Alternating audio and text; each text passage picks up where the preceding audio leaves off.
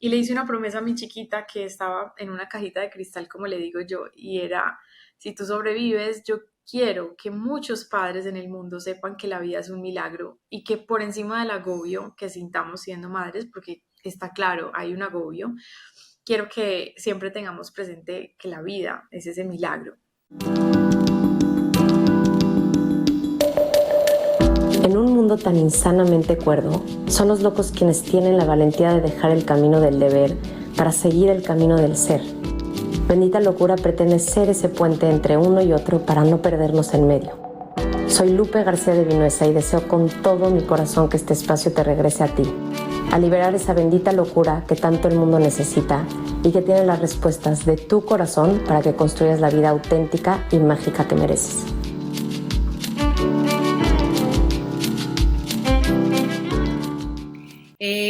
Buenos días, mis queridos locos, o tardes o noches, no sé por dónde nos escuchen, pero estoy muy emocionada.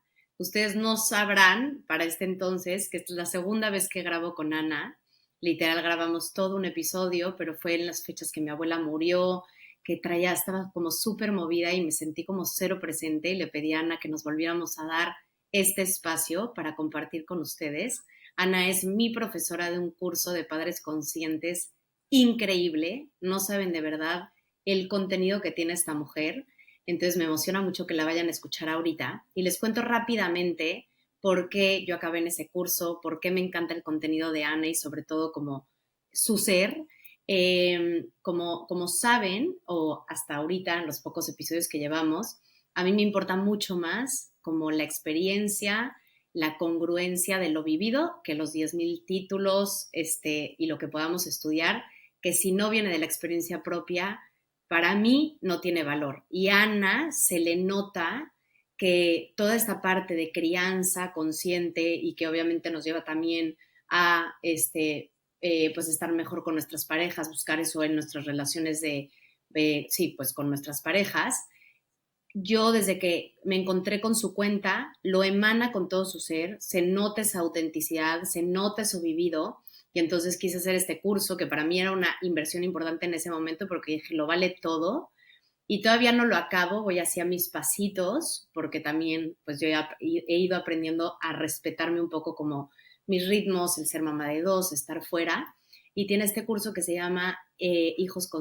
Padres Conscientes, Hijos Plenos, que es increíble. Ella es colombiana y entiendo que todo esto empezó para ella cuando tuvo el nacimiento de su hija prematuro. Pero bueno, de eso ella ya se va a encargar de contarnos. Pero muy bienvenida, Ana, gracias de estar aquí y nos andamos a que pues, nos platique todo esto de la crianza consciente.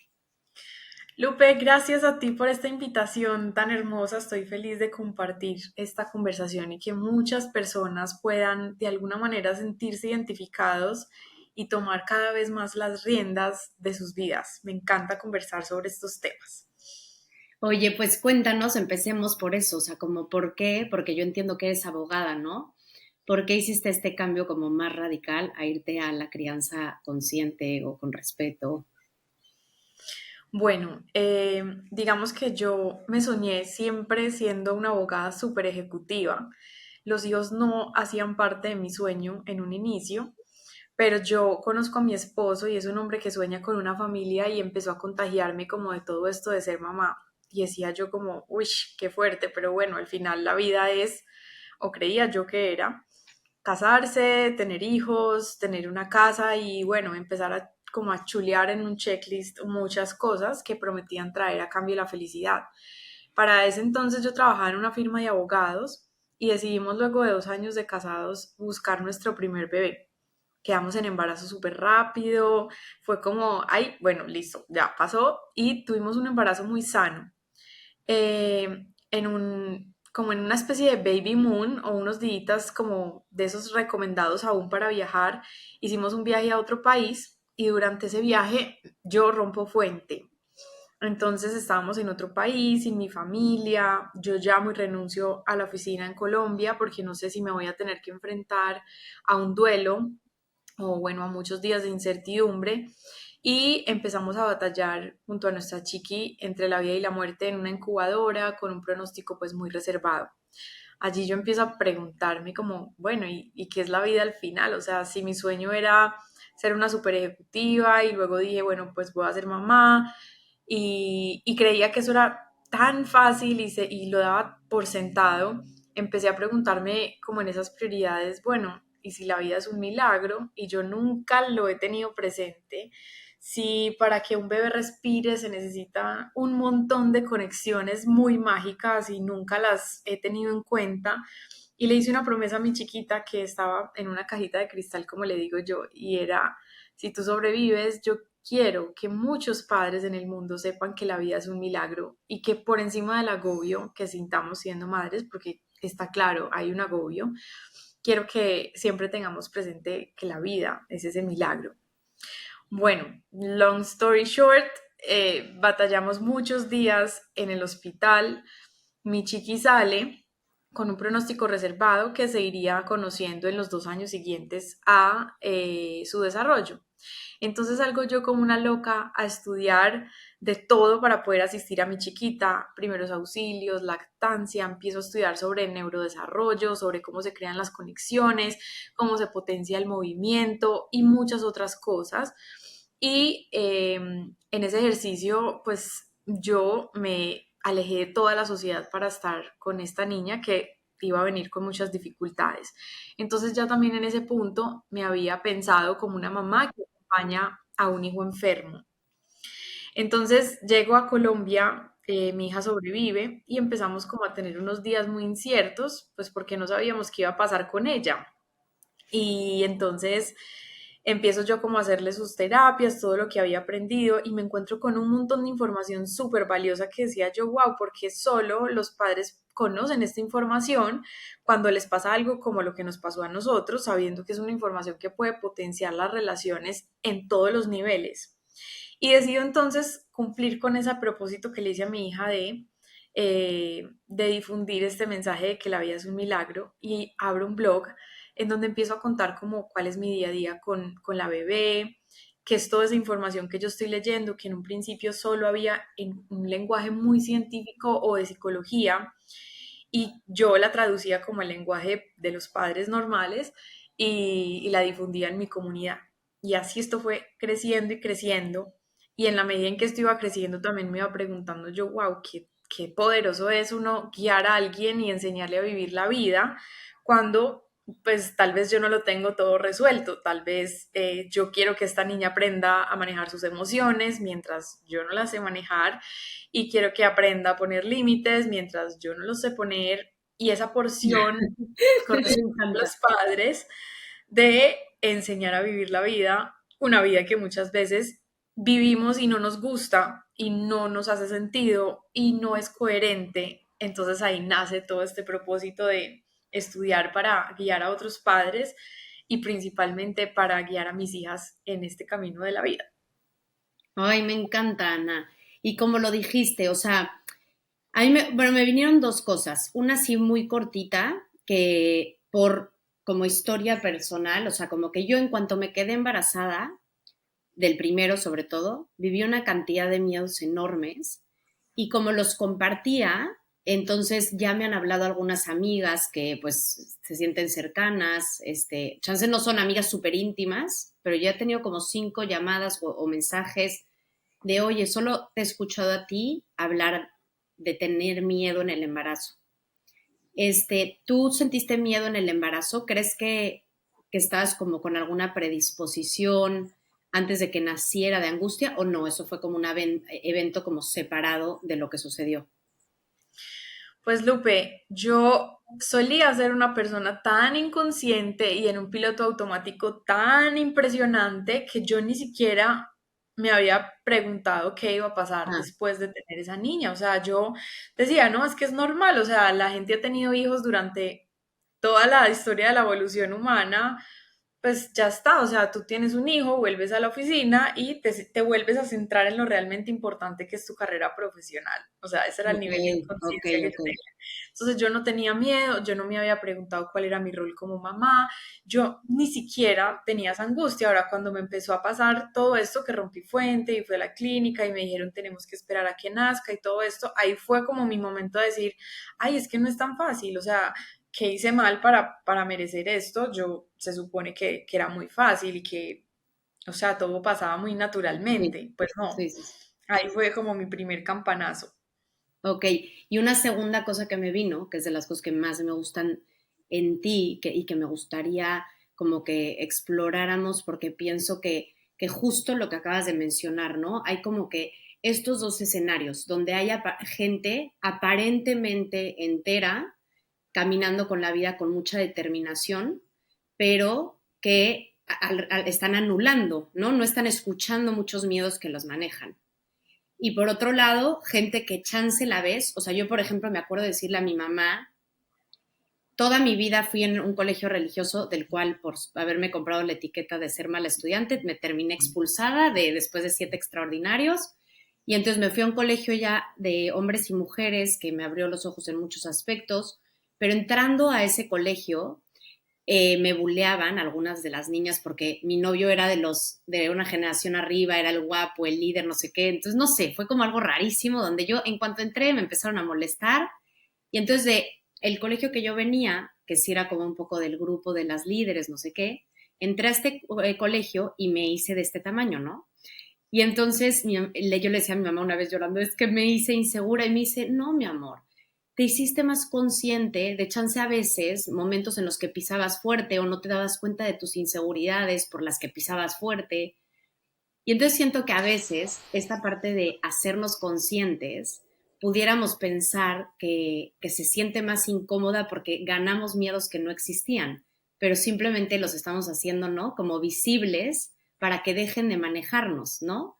Y de lo que más a mí me gusta, de lo que muchas veces compartes, es como esta conciencia de mirar hacia atrás, ¿no? Creo que uno de tus últimos reels pusiste a tu abuelita y fue como, gracias Señor, que alguien puso esto, que desde hace mucho, como que en mi cabeza yo decía, alguien tiene que como poner ese bagaje emocional de todos los vasitos de amor que se han ido sumando de agua, de todo el esfuerzo de nuestra abuelita trabajando su autoestima y de la historia que le tocó, y luego mi papá con sus exigencias.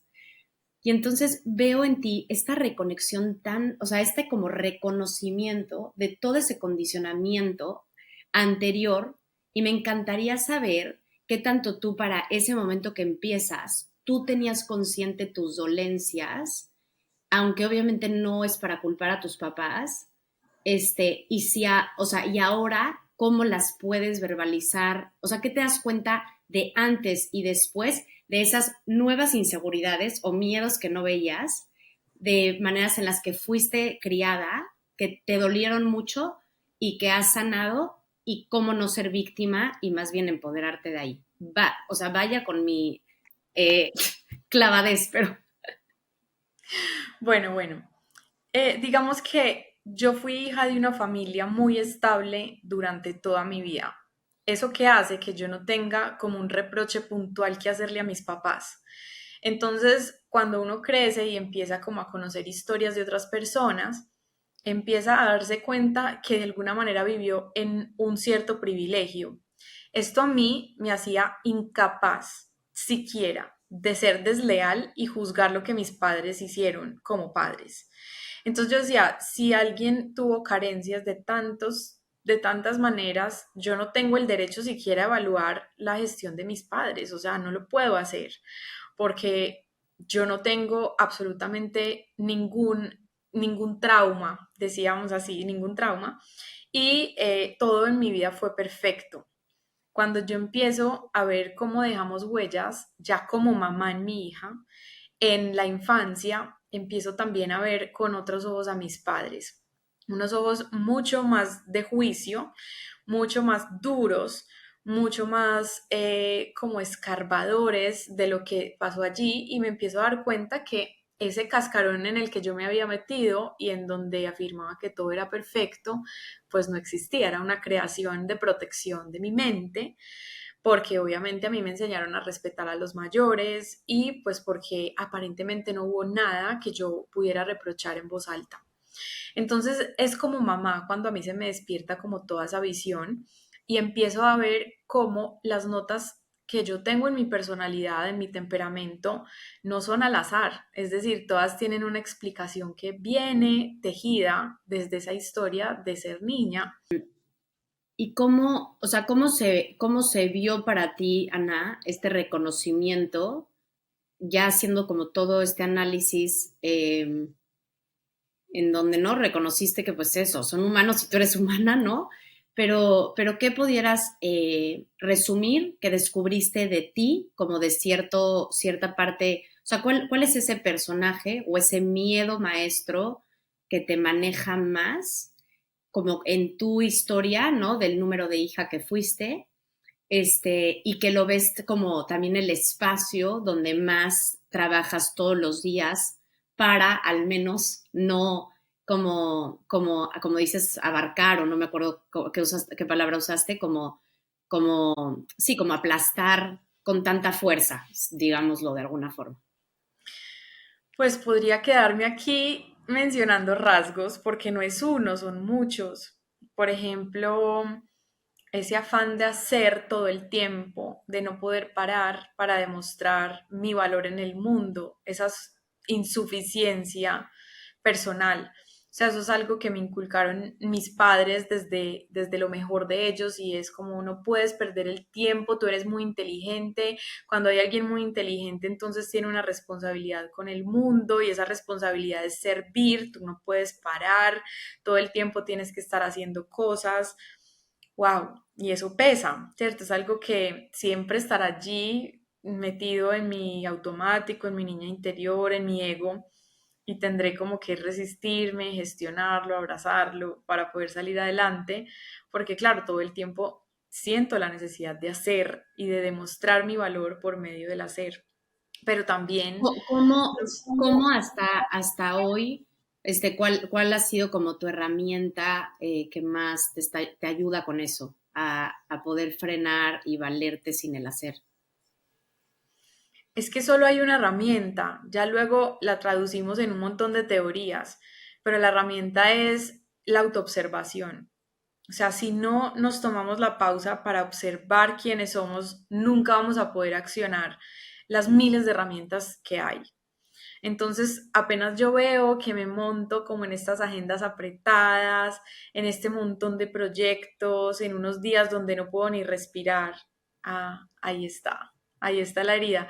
Y solo la puedo ver cuando hago la pausa, porque si no hago la pausa, entonces sigo la agenda súper juiciosa y cumplo con todo y al final hago un montón de cosas y sí hago y sí valgo un montón por lo que hago, pero no está esa porción de conciencia de lo efectivamente elegido, de lo que yo quiero y de que no es una carrera por demostrarme y demostrarles a los demás que ese es mi valor, sino que es algo que me nace desde un lugar más honesto.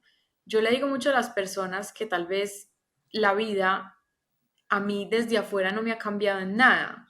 Yo sigo haciendo muchas cosas, sigo, o sea, desde un testigo de afuera, sabes, no hay mucho que cambie, pero desde adentro, desde cómo se siente mi vida, desde cómo me gusta mi vida, todo cambia. Y entonces habrá muchas personas que estos procesos los lleve a un divorcio o los lleve a una renuncia laboral o los lleve a una elección o no de una maternidad o paternidad, pero no es mi caso, o sea, mi vida no ha cambiado mucho desde afuera, pero sí desde adentro y eso lo cambia todo. Sí, sí, y pienso que de todas formas, como lo acabas de decir, obviamente hay veces que probablemente estábamos como tan desconectados de nosotros mismos que sí el regresar a nosotros mismos sea un límite que conlleve una decisión radical, como lo que fuera dejar un trabajo o una separación, pero también en muchos casos, si nos autoobservamos, o sea, yo en mis momentos pico cuando digo, es que ya nos tenemos que separar, eh, mi conclusión siempre es como, aunque cambiara de pareja, va a llegar un punto en el que va a volver a ser así de incómodo, ¿sabes? Como esos son los traumas, ¿no? Y entonces conforme más profundice con una persona y me pueda mostrar con toda mi oscuridad y todas mis neurosis, pues obviamente volverá, si acaso pues ganaré un momento de estas mariposas extras, pero que también se pueden cosechar con esa pareja a largo plazo, pero como que a mí personalmente mi conclusión es como, será exactamente lo mismo y va a volver a incomodar, ¿no? Entonces, pues prefiero con alguien con quien crezca a que con muchos a lo largo de la vida. Claro, y también es ese miedo a mostrar cómo realmente somos. Muy pocas personas nos damos el permiso como de explorarnos. Queremos es explorar cómo hizo este para obtener aquello, cómo hizo aquella para ser así, pero muy pocas veces nos preguntamos qué he hecho yo para estar en el lugar donde estoy y si quiero estar en un lugar diferente, qué tengo que hacer distinto en mí o qué acciones o qué omisiones tengo que poner en marcha para poder acercarme un poco más. Y cuando lo hacemos nos damos cuenta que tal vez hemos de alguna manera como creado un escenario que nos facilita todo esto que somos, pero que en el momento en que empezamos a conocernos mejor, el escenario también va cambiando. Entonces es lo que tú dices, yo quiero cambiar de vida, pero lo que hago es cambiar a mi antojo todo lo de afuera, ¿cierto? Me estoy moviendo, moviendo, pero como no cambio por dentro, el escenario vuelve y se pone en marcha una y otra vez, así sean 1000 kilómetros de distancia o con 5 años de diferencia. Cuando yo Ujú, trabajo en mí, yo empiezo a crear ese escenario, así esté exactamente en el mismo lugar y en el mismo tiempo en el que ujú. empecé a darme cuenta. Es muy bonito entenderlo. Sí, una colega una vez creo que en un podcast de hecho, me contó que su guía, no me acuerdo si era su psicólogo, no me acuerdo, le dijo, te puedes mudar otra vez de casa cuando en la que estés completamente cómoda. Claro, Es y eso le como, digo yo a la gente, o sea, cuando estés feliz en tu matrimonio, ese es el momento para divorciarte. Y me dicen, pues, pero ya para qué. Le digo, claro, porque es un trabajo personal. La mayoría de las personas le delegan la felicidad a los demás y yo estoy incluida en ese grupo. O sea, yo fui de las que todo el tiempo me quejaba de los demás. Es que si tú pudieras hacer esto, yo sería más feliz. Es que si tú no lloraras tanto, mi niña, entonces yo podría ser esta mamá. Es que si mis papás esto y lo otro. O sea, yo era una posición de víctima completa en mi vida hasta que dije, bueno, si yo soy la protagonista, ya ha habido como muchas temporadas de victimizarme, ¿cuál es la mía? Y empezar a tomar las riendas es reconocer esa posibilidad que hay de hacerse cargo todo el tiempo y de ujú. soltar la idea de que vas a cambiar a los demás o que tú puedes influir en la mente, en el comportamiento, en las emociones de los demás. No, o sea, hazte cargo de ti y vas a ver cómo todo a tu alrededor empieza a cambiar. Sí, pero siento que muchas veces o sea, esta actitud pudiera entenderse como, o sea, sí siento, ves que hay muchísima narrativa como tú ponle la gente tóxica, o poner límites, ¿no? Déjate de llevar con todos esos que te molestan, pero siento que muchas veces vuelve a caer en lo mismo, ¿no? Porque es como, me quiero estar moviendo de espacios porque todo el mundo me incomoda, porque todo el mundo toca mis heridas, pero no quiero en verdad mirar hacia adentro. Entonces toda la gente tóxica, entonces esa línea tan fina, ¿no? De distinguir como qué es un verdadero límite que me protege a mí como persona y en cuál me estoy desempoderando porque sigo culpando a los demás de lo mucho que dejo que todavía me afecten, ¿no? O sea, yo, por ejemplo, en verano me costó mucho entender si un límite a una persona como muy querida era un límite desde ese lugar, que he puesto muy pocos, ¿no? Pero era algo como que realmente me estaba ya haciendo alejarme y hacer cosas, o sea, como de espacio, sin hacerle saber al otro, ¿no? Y entonces como que cuando se lo pude comunicar de, oye, ya estoy tomando acción de esto y no estoy conviviendo y no estoy yendo a estos lugares porque esta parte tuya me lastima profundamente. Entonces, si quieres o no, si quieres que siga siendo así, está perfecto, pero yo estoy tomando distancia. Y me vi ahí como, estoy haciéndolo realmente desde desde este lugar de víctima, de la parte fácil, ¿no? O realmente es algo que tengo que hacer, que pues concluí que sí era algo necesario y sano para mí y también justo y honesto con el otro, ¿no? Pero creo que es difícil, o sea, cómo tú lo podrías poner para que la gente pudiera identificar qué tanto es seguir siendo víctimas y qué tanto es de verdad poder. Bueno, a mí me gusta mucho reconocer que no hay personas tóxicas y personas sanadoras. Y que el mundo se parta en dos y bueno, tú para allá y tú y yo para allá. No. Todos dentro de nosotros tenemos un porcentaje de toxicidad y tenemos un porcentaje de sanación. Ahora, cuando en mis relaciones yo juzgo al otro como tóxico, tengo que mirar primero qué parte de mí está compartiendo esa toxicidad con la otra persona. Y entonces el otro solo me sirve como de espejo, el otro solamente es como un reflejo de eso que yo no estoy siendo capaz de resolver en mí y el otro se presta para eso. Puede ser que el otro sea súper sanador en sus otras relaciones, pero que en ese entorno puntual se relacione conmigo de una forma tóxica. Entonces, a quien le corresponde hacerse cargo para poder mostrar esa parte sanadora y no conectarse desde ese punto tóxico es a uno mismo como observador de la relación. Delegarle al otro que sea súper sanador es dejar de sentir el poder personal que uno tiene para relacionarse. Entonces es como, mira, y pongamos un ejemplo así súper grave, o sea, mi esposo me pega, ok, tu esposo te pega, o sea, ¿qué hay más tóxico que eso? ¿Por qué permaneces en esa relación? No es que, ok, todo lo que digas de ahí en adelante es algo que comulga con esa parte tóxica, con una parte de ti que no se cree merecedora, que siente que no es capaz de sobrevivir, que no ha buscado la ayuda necesaria, que X, Y, Z. Pero todo eso es lo que te conecta con esa persona. Entonces no es la persona, eres tú. Y hacernos responsables de eso es súper difícil y doloroso, porque entonces no ponemos en el lenguaje como yo tengo que perdonar a esta persona, sino que decimos es que yo me tengo que perdonar por el daño que he permitido que esta persona me haga por no haber sido capaz de poner los límites necesarios y por no haber sido capaz de conectar la versión sanadora con esa persona que quiere hacerme daño porque ella también está herida, no porque ella dice, uy, voy a destruirla, no, porque ella también está herida y no se ha hecho cargo. Oh, me encantó la explicación. O sea, qué manera más clara de ponerlo. Y qué manera, como dices, porque sí pienso que la actitud más valiente que podemos tener, déjate la vulnerabilidad, es aceptar la ley del espejo, ¿no? O sea, de verdad, ver que todo eso, que lo que te choca, te checa, uff, me encantó. Oye, Ana, y o sea, tú, por ejemplo, esta parte que decías del hacer, hacer, hacer, ¿cómo se ve en ya tu relación con tus hijas? Y, y en estos años, entiendo que tienen por ahí de 8 10 Ujú.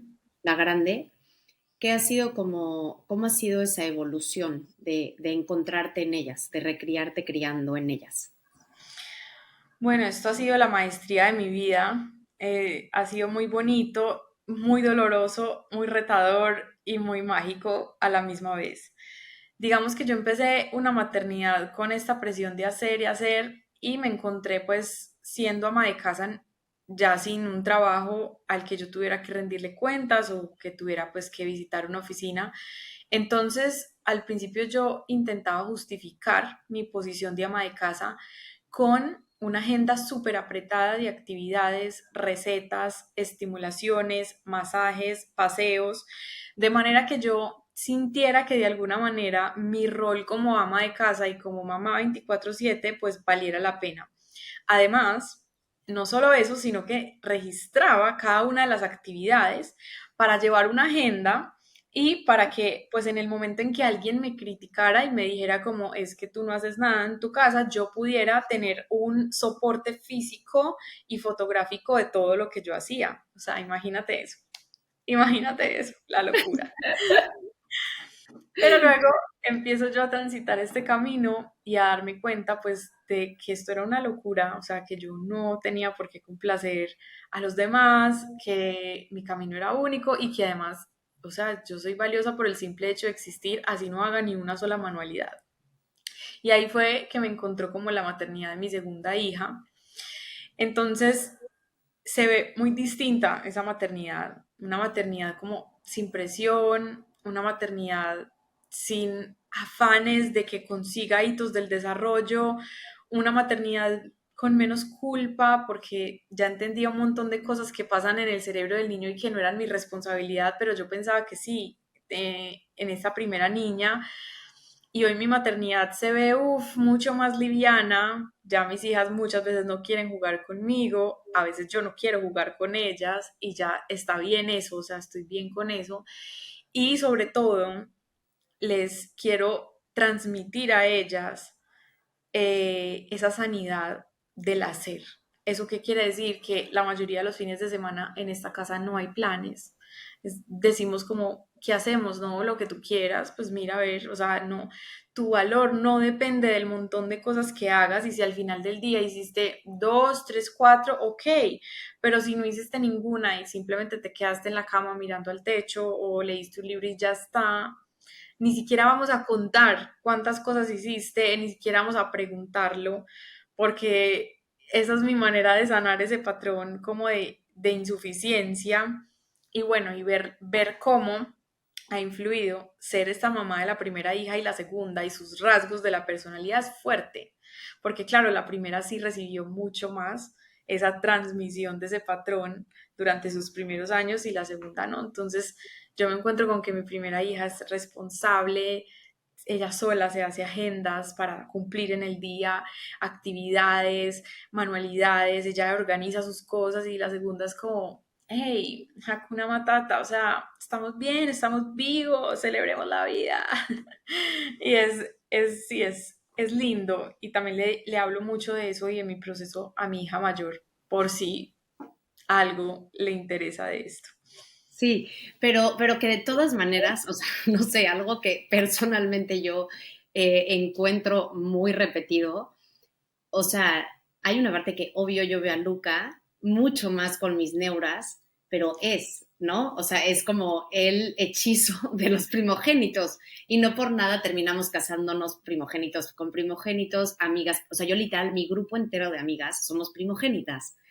Al final, pues sí, o sea, ¿no? Los papás están aprendiendo en pañales con nosotros, ponen toda su mierdilla ahí y también, obvio, también su magia y toda su atención y también por otra parte nos sentimos con una fuerza muy especial y tiene su parte lúcida y su parte, obviamente, no tan afortunada, pero hay otra parte de ingrediente natural donde yo, o sea, Luca desde que nació siento que es más metódico, ¿sabes? Y no sé si obviamente fue nuestra personalidad, pero sí he visto a primerizos que son un desmadre y el segundo no, pero no es la normalidad. O sea, siento que el primerizo sí tiende a eso, pero también hay algo, o sea, Julia desde que nació, ella es libre, le vale madres, y obviamente tendrá algo de ingrediente de eso, pero a mí de lo que más me ha choqueado es de verdad como si hay una parte donde nacen con un temperamento súper marcado, ¿no? De cómo son ellos, y obviamente el otro que, o sea, una amiga una vez me decía, no, pero Lupe, o sea, los primeros nosotros les hacemos todo. Y yo, sí, totalmente, pero bueno, a ver, Luca tenía cólicos. Y me dice, güey, ¿por qué era el primero? Y yo, sí es cierto.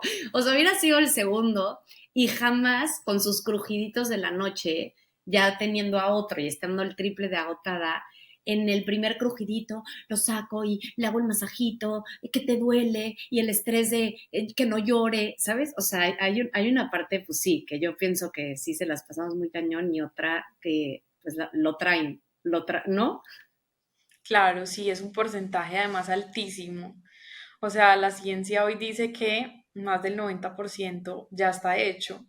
Claro, pero es que en ese 90 también está eso que tú eres. Entonces sí tiene mucho chance de que además de que tú se lo transmites por el ADN, pues lo experimente cuando nace en tu entorno.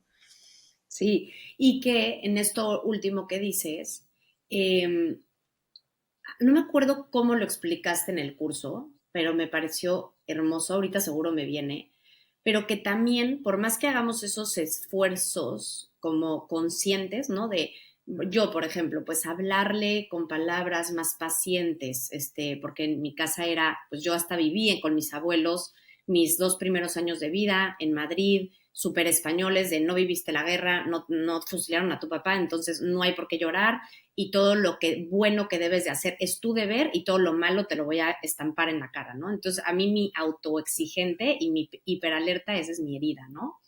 Entonces como que hacer como súper dócil pero luego obvio de repente me veo en momentos haciendo mi cara de histérica, de que yo siento que por más que hagamos esos esfuerzos conscientes o inclusive si no volviera a ser como esas caras, es tan loca la vida de que quien soy, todo yo, mis hijos lo van a absorber, ¿no? Entonces, algo decías en tu curso hermoso como de, o sea, hagas lo que hagas, sí, lo que acabas, de hecho lo que acabas de decir, como hagas lo que hagas, ellos también ya tienen un destino, que tampoco importa tanto que hagas o dejes de hacer, porque a veces yo pienso que entonces entramos en un loop tan exigente y de culpa en la crianza como papás, que yo creo que es el más doloroso si no nos hablamos más bonito a nosotros y pretendemos que todo, o sea, y creamos que todo sale de lo que nosotros hagamos. Uy, sí, esa carga es muy pesada y realmente no nos lleva sino a temer más por nuestras acciones, es decir, a estar más irritables al final del día. Ujú. Es muy importante y muy lindo ver cómo somos como un suspiro en la historia del mundo. O sea, esta época, si de algo se ha caracterizado, es como de la soberbia, de creer que somos únicos y que, sabes, que podemos cambiar la historia en una sola generación y bueno, un montón de cosas muy esperanzadoras, pero también muy pesadas. Uf, Ujú.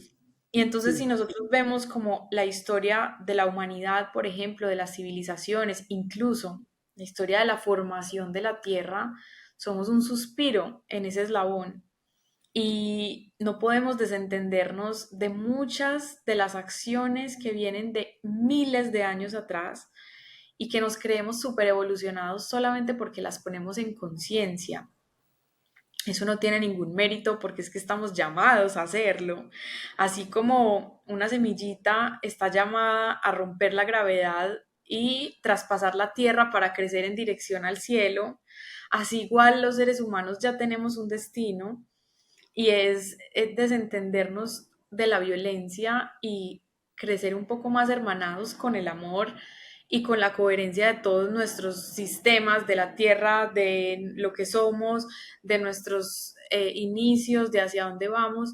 Entonces, cuando nos entendemos como una parte de la historia también, y no solo como con ese papel de fue madre protagonista que pesa y es durísimo, también nos vamos relajando un poquito porque somos un patrón de ordenamiento, somos un pedacito de la cadena, somos alguien que puede aportar magia a la historia, sin embargo no somos el cambiador de la historia y somos también como esa historia que nos vamos contando de quiénes somos. Y esto es bonito entenderlo porque no hay que definirnos con yo soy esto y ya está. La gente se estresa mucho por eso. ¿Quién soy? ¿Quién soy? No, es que uno no puede definirse en un solo capítulo. Yo voy siendo y ese voy siendo, ojalá esté llamado a algo que me sea bonito y honesto para mí.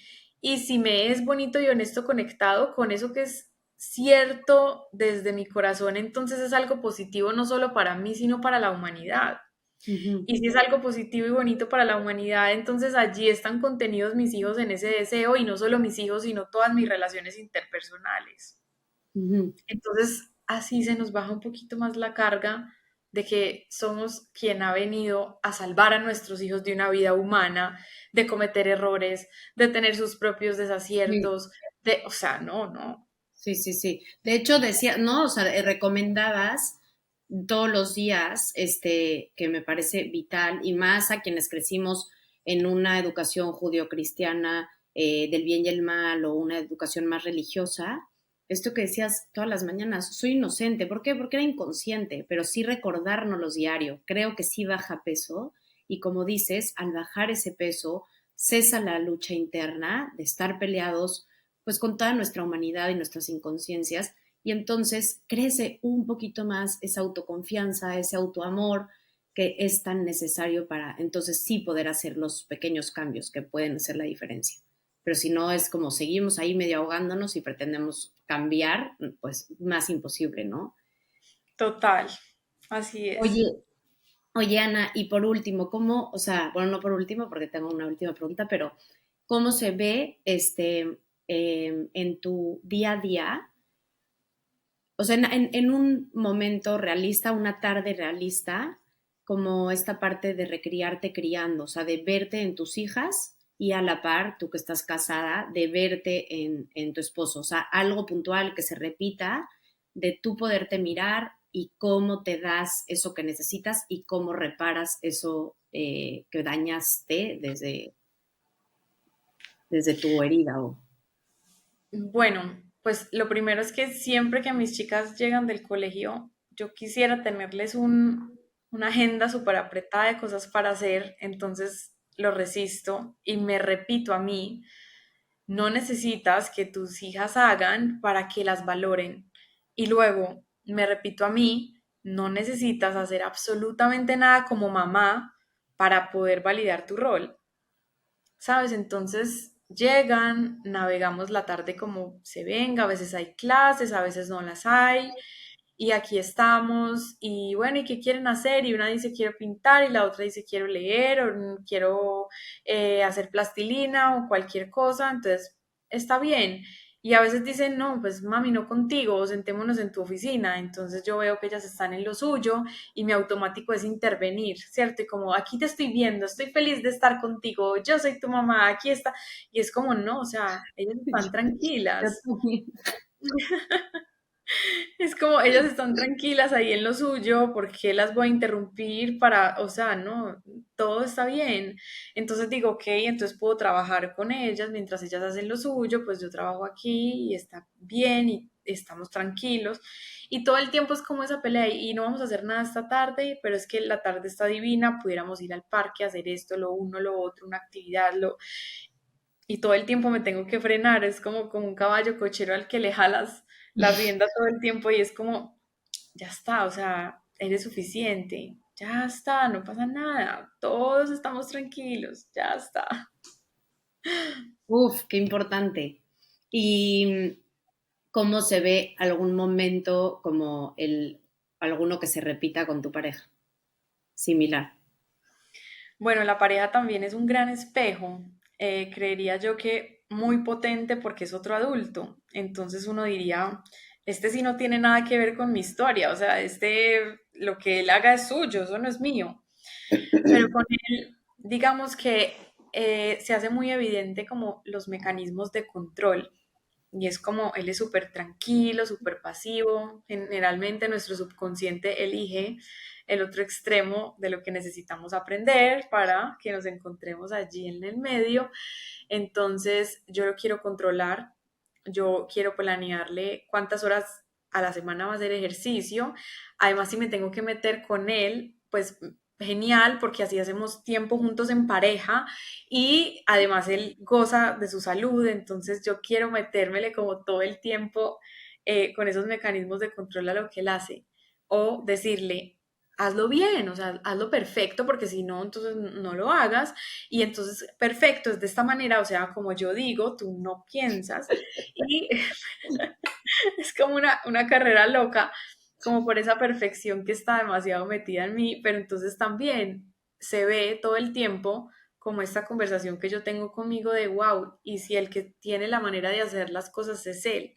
O sea, si alguien me viniera a mí a decir, mi yo de 80 años, y me dice, oye, obsérvalo más y aprende más de él, ¿qué pasaría? Entonces todo el tiempo soy como, ah, ¿no quieres hacer deporte? Ah, ok, no pasa nada. Yo ya hice, sí, yo ya, pero está bien, no pasa nada. Ah, ¿tú quieres ponerle esa pijama a las niñas? Me parece fenomenal. Y por dentro soy como, no, esa no. Pero esto, o sea, es tan divertido si la gente supiera que es tan divertido no se ocuparía de hacer nada diferente a centrar el foco de su atención en su propia vida. Uf, pero qué capacidad, Ana. O sea, sí creo que se requieren muchos pantalones, que ya lo tienes muy integrado y ya lo cuentas como muy sencillo. Ayer justo veía un video, o sea, no lo llegué a ver bien, más bien el título del el video de Jordan Peterson, que decía como el costo de ser un deep thinker, ¿sabes? Entonces, obviamente que tú lo tienes, o sea, lo que haces es profundizar a un nivel extracurricular en tu persona y que sí, será justamente desde el lugar de la carencia, pero lo llevas, como lo llevas al autoanálisis y a reírte de ti misma, o sea, es lo más admirable y es lo que todos estamos medio aprendiendo, pero que me encanta lo mucho que sabes, la legibilidad con la que la expresas para que otros puedan como descubrirse y pues analizarse, ¿no? Por último, quería contarte nada más lo último.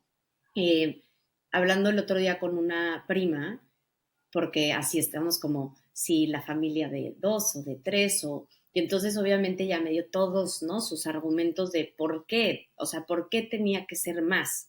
Y cómo en mi personalidad siempre tener más me va a hacer una mejor persona, porque obviamente ella tiene más, pero todos los argumentos, ¿no? Y como es un tema ahorita sensible que, o sea, es como de mi cotidianidad de hoy, entonces me noto en esa conversación, ¿no? Como con mis diferentes análisis y a la vez como mis protecciones, cuando la escuchaba y decía, a ver, no, o sea, obviamente no es personal, me está diciendo como su análisis, obviamente no es una verdad.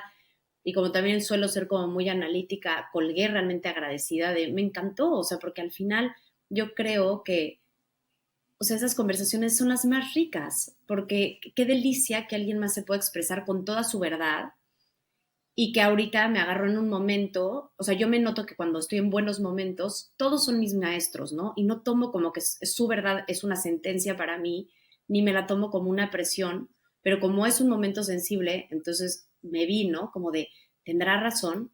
Y creo que en la maternidad, si algo hemos perdido, como con tanta información que hay, es regresar a nuestra voz loca, que loca, ¿no? Es como libre, original, curiosa y amorosa, pero que sea nuestra, ¿no? Dejar de poner esa voz externa en los demás, de que los demás nos van a decir cómo, y buscar el video de cómo se alimenta un bebé, cómo se arrulla un bebé, cómo se cambia un pañal, porque lo tenemos en nuestra intuición. Entonces, ¿cómo en tú que te dedicas a esto, qué podrías sugerir a que las mamás regresen a escucharse y sobre todo en estos temas como tan trascendentales como lo es chance formar una familia o no formarla, tener un hijo más o no tenerlo, casarte o no casarte, para regresar a escucharse sinceramente sin todas esas voces externas? Yo creo que lo más importante es como reconectarnos, religarnos, y por eso la palabra religión, sin que yo pertenezca a ningún culto puntual, como con esa misión que nosotros creemos cierta para nuestra vida. ¿Y por qué? Porque sería ridículo que un, una manada de guepardos hombres le dijera a una mamá gueparda cómo es que tiene que cargar o mover a sus hijitos. ¿Sabes? Sin embargo, eso sí que pasa en nuestra humanidad. Y es como que le demos más valor a la data que a cómo nos sentimos sabiendo que venimos equipados con esta máquina perfecta que es nuestro cuerpo, que tiene además emociones, que tiene además sensaciones, pensamientos que nos guían hacia eso que estamos llamados a hacer y que ya está impreso en nosotros desde el mismísimo momento en que llegamos a este mundo. Mucha gente se confunde porque no tiene claro que es hacia adentro donde están todas las respuestas y cree que tiene que complacer, no sé, ahora en esta era como a un montón de maestros, ¿sabes? Y como a un montón de gurús o de personas que han transitado de alguna manera un camino, pero ya está. El tiempo como de los discípulos ya se acabó hace mucho tiempo. Si hay alguien que cree que tiene una superioridad moral, ética, religiosa, por haber recorrido un camino, pues es una razón suficiente para huir de él. Total. Hoy todos estamos de la mano en un camino de ser mejores personas y que alguien nos diga cómo tenemos que transitar nuestro camino es una falta de respeto con su vida y con la nuestra. A lo sumo, esa persona nos podrá mostrar cómo ha hecho él, qué herramientas usó para poder transitar su camino, pero puede ser que eso que veamos en él no sea sin una mera invitación a que nosotros encontremos el nuestro, que puede estar en una dirección súper diferente. Entonces, que sepamos que esa voz interior está, que hay que pulirla, es decir, no es como tan innata porque se ha tenido el discurso de mamá, de papá, de quienes nos cuidaron, de la sociedad, de las expectativas, pero que una vez nos hacemos cargo de esa voz y aprendemos a limarla, a limpiarla, está disponible para nosotros. Por eso yo digo mucho, hay que invitar a despertar el maestro interior, no a que alguien más nos haga la tarea de pensar. Hay mucha información y casi toda con evidencia científica, tanto como si quieres darle pecho a tus hijos, a como si no, si quieres dormir con ellos, a como si no. Entonces, a lo sumo, lo que nos salva es esa conexión con eso que nos hace sentir bien. Y ese sí que es un buen termómetro, pero brutal, de todo lo que es lindo y bonito para nosotros. Eso, lo que nos hace sentir bien. Con eso cerramos, me encanta. Oye, Ana, ¿cuál ha sido la mayor locura que has hecho y qué miedo conquistaste? Casarme con un desconocido que hoy es mi marido. ¿Y A cuál fue ver, ese miedo conquistado? pues ese mecanismo de control que yo he tenido toda la vida, de tenerlo todo resuelto, el plan A a la Z, lo desconocí, lo ignoré o lo rechacé cuando conocí a mi esposo porque lo conocí, era 14 años mayor que yo y a la semana de conocernos me dijo casémonos y yo le dije que sí, A la semana, a la semana. no, Ana. Es el único acto y además de ese calibre, De locura que has hecho. Me encanta, todo lo demás está controlado. todo. Me encanta. Oye, y por último, ¿qué te vuelve loca? Tres cosas para que pongamos en tu foto de perfil. Así, ¿qué te inspira, o sea, qué te hace vibrar? De cosas, puede ser de comer, de leer, de lo que quieras. Cuando la gente se da el permiso de ser ellos mismos descaradamente, eso me vuelve loca. Segundo, cuando veo personas felices por cosas sencillas. Y tercero, cuando siento que estoy honrando el lugar de vivir. O sea, cuando siento como esa plenitud, que son instantes pequeñitos, ¿sabes? No es algo como así Mm. súper sostenido, sino como esos instantes pequeñitos, digo como, esto. Ay, sí, sí, sí. A mí me pasó ayer, después de meses, un mini, o sea, unos 15 minutos deliciosos. Ay, no, no Ay, más. Ana, gracias, qué rico, mil, mil gracias, de verdad, de todo tu compartir. Eh, pues para ustedes, para los que nos escuchan, ¿qué se quedan, no?